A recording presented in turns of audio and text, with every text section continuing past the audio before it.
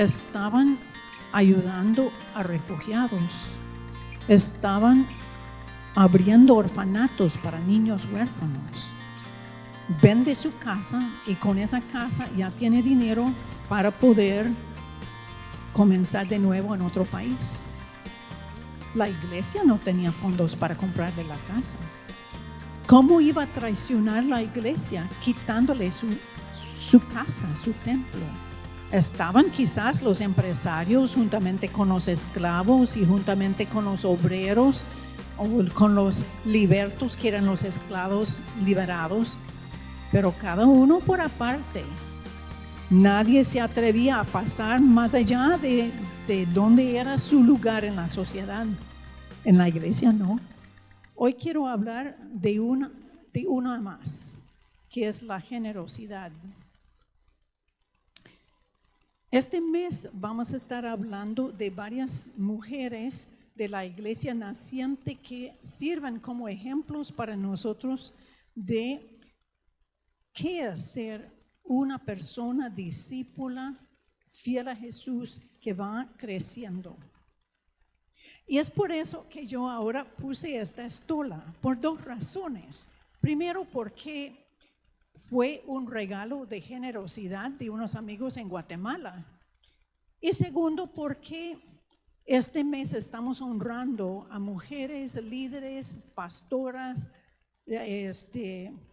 misioneras de diferentes oficios en la iglesia, y me pareció que sería bonito honrarlas de esa manera. Hoy quiero hablar de Febe. Febe es una mujer que demostró algunas cualidades de ser una buena discípula y solo se menciona una vez en la Biblia, en la carta de Pablo a los romanos, a las iglesias en Roma.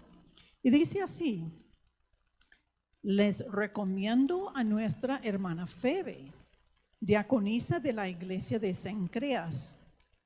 Pido que la reciban dignamente en el Señor, como conviene hacerlo entre hermanos en la fe. Préstenle toda la ayuda que necesite, porque ella ha ayudado a muchas personas, entre las que me cuento yo. Si exploramos un poco, podemos descubrir que es una mujer digna de imitar. Pablo escribió esta carta desde la ciudad de Cencreas, que era el puerto de Corinto al lado del mar Egeo. Él vivió 1 año y medio ahí predicando, discipulando, tanto en Corinto como en Cencreas, como en las áreas alrededor. Y quiero que conozcamos un poco de la ciudad, donde es que vivía Febe. Entonces vamos a entrar primero como turistas, si está bien con ustedes. Aquí podemos ver que Corinto está un poco más adentro, Cencrea está en la costa, pero miren con cuidado, es una parte muy delgadita ahí. En la parte más delgada solo son 6 kilómetros. Entonces es un poco como Panamá, y la gente lo veía ahí. Durante siglos, varios grupos estaban tratando de construir ahí un canal para unir Europa con Asia, para reunir el mar Egeo con el mar Adriático. No se logró hasta el finales del siglo XIX, que ya ahí está. Pero los romanos, que intentaron sin lograr, lo que hicieron era construir un camino de mármol donde podían transbordar estos barcos de un mar a otro. Y ese existe hasta hoy. Bueno, si caminamos un poco por la ciudad, claro, ahora solo se ven las ruinas, pero ustedes tienen que usar su imaginación, porque era una ciudad grande, próspera. Imaginen calles muy bonitas, edificios muy elegantes, con muchos comercios, con bancos internacionales, con todo tipo de artesanía. Pero ya saliendo de las calles principales, llegamos a otra parte de la ciudad y ahí están las chozas de la gente pobre, la gente que apenas logra sobrevivir en casitas bien humildes. Aún en las grandes mansiones, ahí quienes viven ahí y trabajan ahí, la mitad de toda la población de la ciudad son esclavos. Las calles están llenas de personas vendiendo cosas, buscando agua porque no hay agua en las casas, usando los baños públicos porque no hay baños en la casa, y quizás saliendo a comprar. Si ustedes están ahí de turistas, lo que van a querer comprar son artículos de bronce, porque toda esa área era famosa por sus artículos de bronce. Y si llegan en el tiempo adecuado, que sería el verano, ustedes pueden o ver o hasta participar en los Juegos Ístmicos, que son los antecedentes de los Juegos Olímpicos, de las Olimpiadas. Y por todas partes van a ver muchos templos, estatuas de dioses, y ven que la gente es muy religiosa. Esa fue la ciudad de Febe. Ahí creció ella. El nombre Febe viene de la palabra Febo, que significa brillante, y se usaba para describir al dios Apolo, que era el dios del sol. Entonces ya eso nos da una idea de cómo esta mujer greco-romana había crecido. Probablemente era una mujer viuda de mediana edad que tenía su empresa propia, una empresa de hecho internacional que viajaba a diferentes partes del imperio para poder realizar su negocio. Cuando Febe se encontró con Pablo, escuchó el mensaje de este Jesús que se había muerto y había resucitado, y de un Dios que la amaba. Esto para ella era completamente nuevo, porque los dioses que ella había conocido no eran dioses que amaban a la gente, más bien los usaban como esclavos. Eran dioses pleitistas, violentos, confrontativos. Y cuando ella comenzaba a escuchar descripciones de Dios de la Biblia hebrea, el Señor es compasivo, clemente, lento para la ira y grande en amor. Tú, Señor, eres bueno y perdonador. Grande es tu amor con los que te invocan. Tú les das el alimento y ellos lo recogen. Abres tu mano y se sacian de lo bueno. El corazón de Febe se abrió en gratitud a Dios y quería darle todo, quería hacer todo para Dios, y se abrió el corazón en generosidad. ¿Cómo ella podría honrar a Dios y servir a otros? El primer paso que tomó de discipulado fue que decidió invertir sus recursos de su negocio en apoyar el ministerio de Pablo. Ella sí sabía que Pablo tenía su propio trabajo de hacer tiendas de campaña, pero cada día que él invertía en hacer tiendas, ya no estaba predicando el evangelio, ya no estaba discipulando. Entonces ella quería darle más tiempo, más energía para poder realmente hacer todo lo que Dios le había llamado a hacer.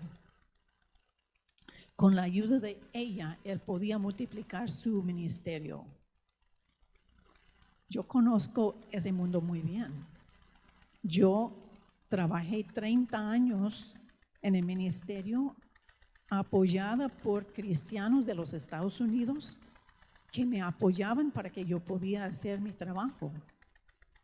Acabo de regresar de una conferencia de misiones en los Estados Unidos que fue sumamente impresionante y inspirador.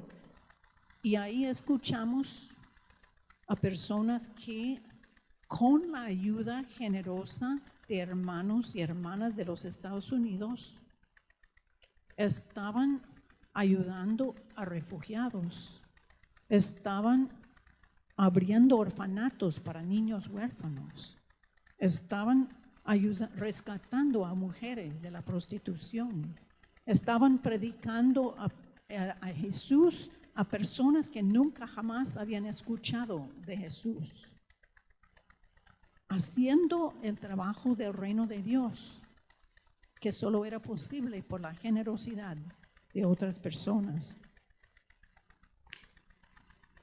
Phoebe, en un segundo paso, abrió su casa para que la iglesia se reuniera ahí. En ese tiempo no había templos cristianos, sino que la costumbre era que las personas se reunieran en casas y dependiendo del tamaño de la casa podía ser 10 hermanos o 20 o hasta 100 si era una casa grande.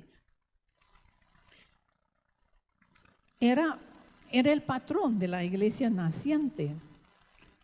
No sabemos si se reunían una vez a la semana o todos los días, pero piénsenlo, era muy generoso abrir su casa para que invadieran su casa básicamente para estos cultos. Esto todavía es la costumbre en Cuba en muchos casos. Yo tengo un amigo, Ernesto, que es pastor en Holguín y él hace varios años abrió su casa para tener el culto ahí. Me acaba de enviar unas fotos y videos que comparto con ustedes, que fue una celebración con los adultos mayores y está creciendo la iglesia, ha sido de gran bendición para toda la comunidad, pero la casa ya no es de él. O sea, es, pero no es, ¿verdad?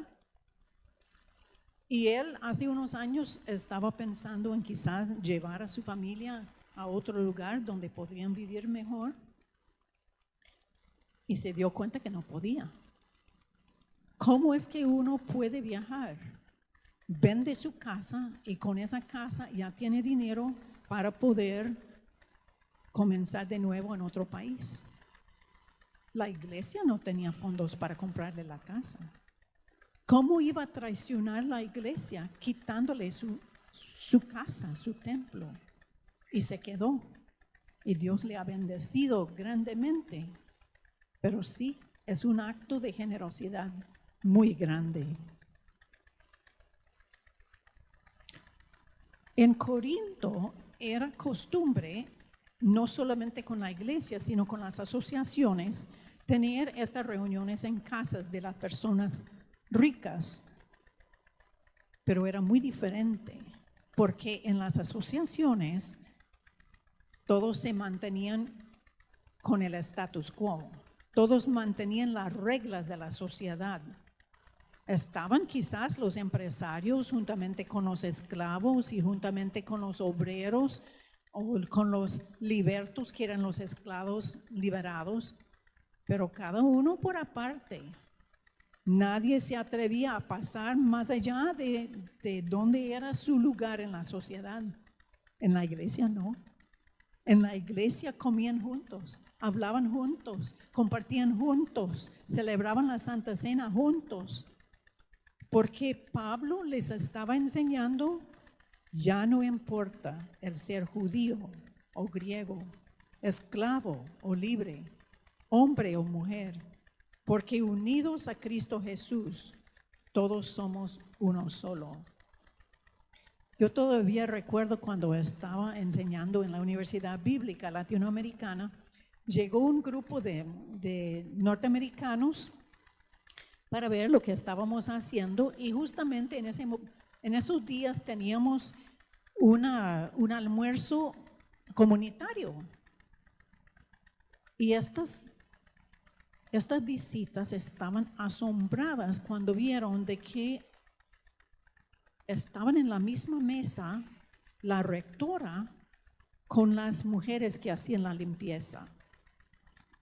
Es que en la iglesia no hay distinción. Somos uno en Cristo. Parece que la generosidad de Febe se extendió aún más. Ella, por primera vez quizás, en esta comunidad estaba hablando directamente con los obreros, los pobres, y comenzaba a escuchar las historias de cómo trabajaban largas horas en trabajos horribles y que aún así no ganaban suficiente para poder dar de comer a sus familias. Antes ella quizás no hubiera pensado en eso, pero ahora son hermanos. Y ella comenzó a ver por primera vez que sus vecinos a veces estaban tratando con mucho desprecio y crueldad a sus esclavos, a pesar de que muchos de esos esclavos eran personas profesionales, porque habían sido capturados en guerras. Y ella cambió toda su forma de ver las cosas y comenzó a ayudar a estas personas para que pudieran seguir adelante, porque su corazón estaba lleno del amor y la generosidad de Dios, y eso desbordaba en generosidad para los demás. Pero va más allá todavía. Febe no solamente compartía sus bienes materiales. Pablo dice que ella era diáconos en la iglesia, ese es el griego, y nuestras Biblias traducen eso como ministra, sierva, diaconisa, líder. Es una palabra que Pablo solo usó para sí mismo, para Timoteo y para Apolos. También le dice que es prostasis, que se traduce como protectora, líder, alguien que predica, alguien que enseña, alguien que preside la mesa del Señor. Todavía en ese tiempo los papeles en la iglesia estaban muy fluidos, no se había definido bien todas las cosas. Pero hablando desde hoy, lo que podemos decir es que Febe era la pastora de la iglesia en Cencreas. Y recuerden que todo trabajo en ese tiempo era voluntario en la iglesia. Entonces Febe, además de manejar su negocio, además de compartir con los hermanos y con Pablo y su casa, estaba invirtiendo su tiempo porque amaba mucho a Dios para pastorear la iglesia. Bueno, en uno de esos viajes de ella iba para Roma y Pablo decidió aprovechar, porque Pablo desde hace tiempos había querido ir a Roma y él pensó que sería favorable pasar una carta primero presentándose para que cuando llegara supieran quién es y lo recibieran bien y todo, ¿verdad? Entonces, al final de su carta, recomienda a la persona que está llevando la carta, que es Febe. Ella estuvo de acuerdo de llevar la carta. Bueno, cuando hablamos de carta estamos hablando de un pergamino, ¿verdad? Una cosa grande, porque Romanos es enorme y hubiera sido quizás varios pergaminos, no es una cosa chiquitita. Pero ella estaba dispuesta a llevar eso, entonces él dice, les recomiendo a nuestra hermana Febe, diaconisa en la iglesia de Cencreas. Recíbanla bien en el nombre del Señor, como se debe hacer entre los hermanos en la fe, y ayúdenla en todo lo que necesite, porque ha ayudado a muchos y también a mí misma. Eso de ayúdenle en todo lo que necesite es código para decir, pagan los gastos de ella mientras está entre ustedes. Aunque Pablo nunca había estado en Roma, conocía a bastantes personas ahí porque justamente unos años antes el emperador Claudio, por unos malos rumores y así, había echado a todos los judíos y cristianos de Roma y habían ido a otras partes del imperio. Entonces Pablo había conocido a varios y todo el último capítulo de Romanos es una lista de saludos a todas estas personas. Vale la pena mirar un poquitito quiénes son, porque nos da una idea de quiénes eran los líderes en la iglesia naciente. Solo voy a tomar algunos pocos versículos. Esto sigue mucho más largo, lo pueden leer después. Pero dice él: saluden a Prisca y Aquila, mis compañeros de trabajo en el servicio de Cristo Jesús. A ellos que pusieron en peligro su propia vida por salvar la mía, no solo yo les doy las gracias, sino también todos los hermanos de las iglesias no judías. Saluden igualmente a la iglesia que se reúne en casa de Prisca y Aquila. Saluden a mi querido amigo Epéneto, que en la provincia de Asia fue el primer creyente en Cristo. Saluden a María, que tanto ha trabajado por ustedes. Saluden a mis paisanos Andrónico y Junias, que fueron mis compañeros de cárcel. Se han distinguido entre los apóstoles y se hicieron creyentes en Cristo antes que yo. Bueno, ya sabemos algo de Prisca o Priscila y Aquila, que se cuenta la historia de ellos en Hechos 18. Pero ellos habían venido de Roma. Resulta que ellos también tenían la misma profesión que Pablo. Estaban trabajando juntos, haciendo tiendas y predicando el evangelio. Y ellos ahí en Corinto comenzaron una iglesia y tuvieron la iglesia en su casa. Y cuando regresaron a Roma, parece que también abrieron otra iglesia en su casa en Roma. Eran grandes amigos de Pablo. Epéneto no era judío por el nombre, hubiera sido un gentil primer creyente en toda la provincia de Asia. Y luego vamos a María y a Andrónico y Junias, que es otra pareja misionera pastoral.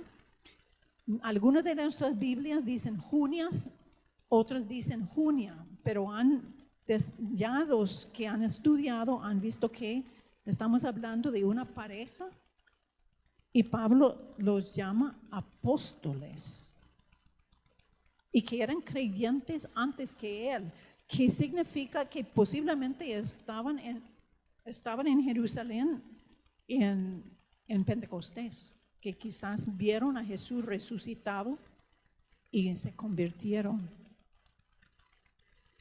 Entonces, estos son algunos de los líderes. En la lista se menciona 11 mujeres, 19 hombres, algunos esclavos, judíos, gentiles.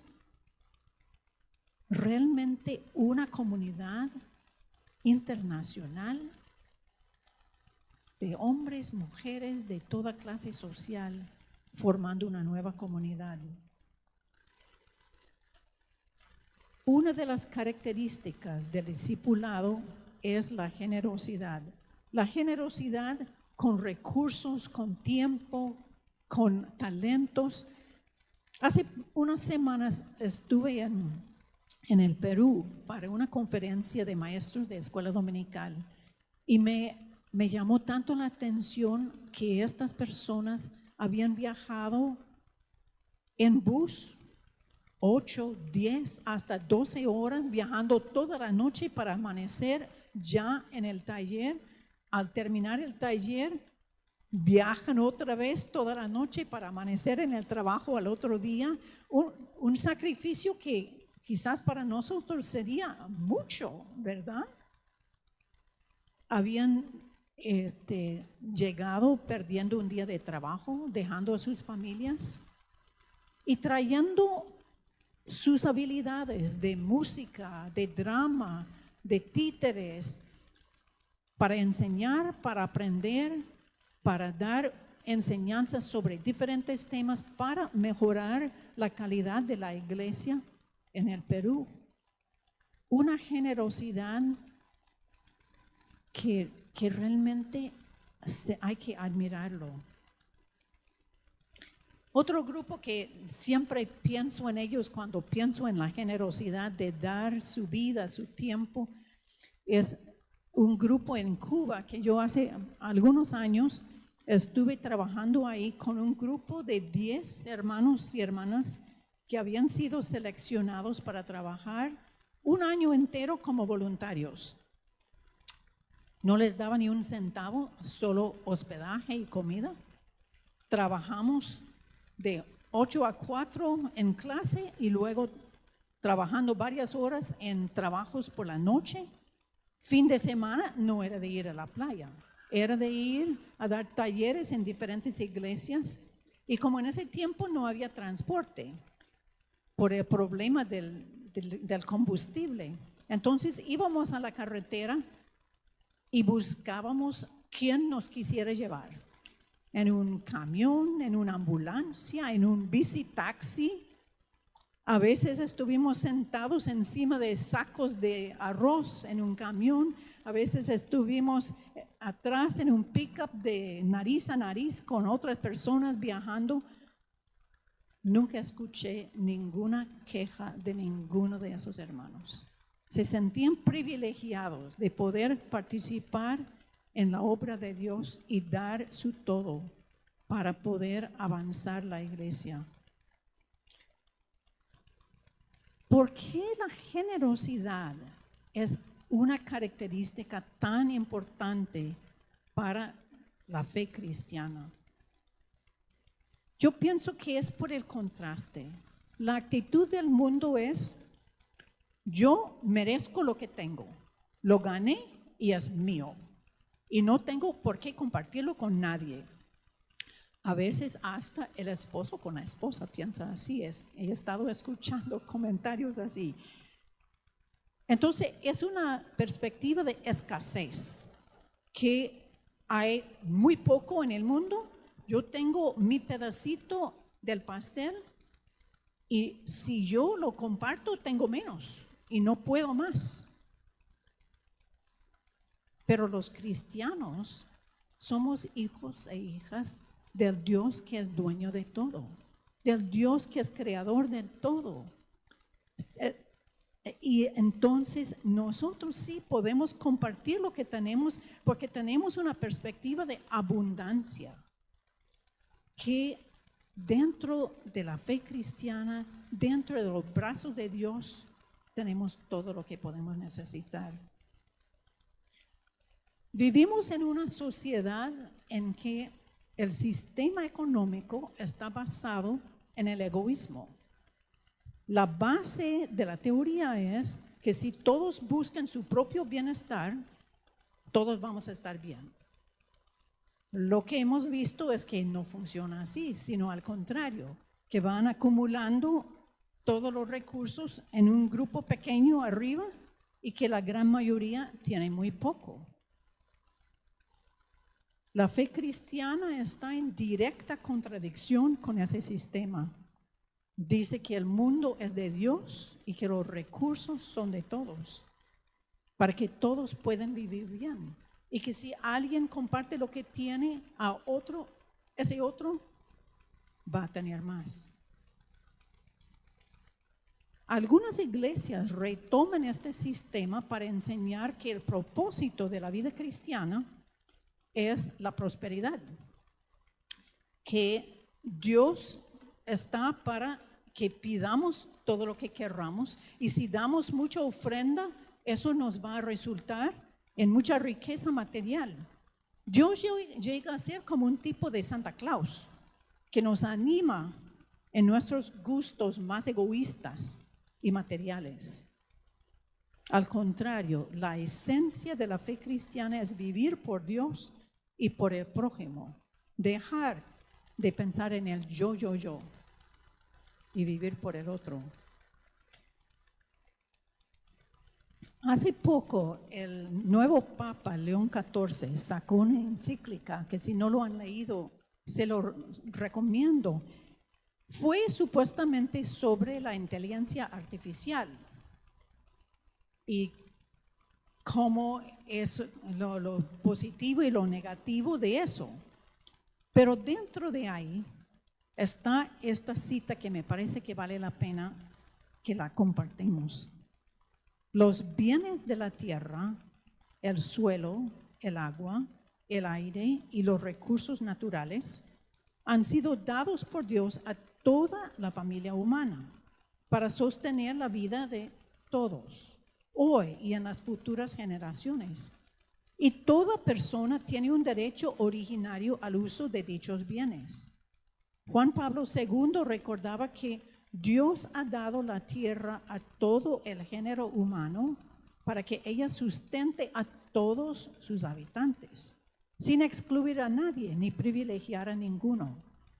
En consecuencia, no es conforme con el designio de Dios usar este don de modo tal que sus beneficios favorezcan solo a unos pocos. Hoy estamos llamados a reconocer que este destino universal no se refiere solo a los bienes materiales, sino también a los bienes inmateriales y culturales. Una señal definitiva del discipulado cristiano es la generosidad. Aprendemos que todo lo que tenemos es de Dios y que si vamos a imitar a Dios, compartiremos lo que tenemos con gratitud y con gozo para el bienestar de todos los demás.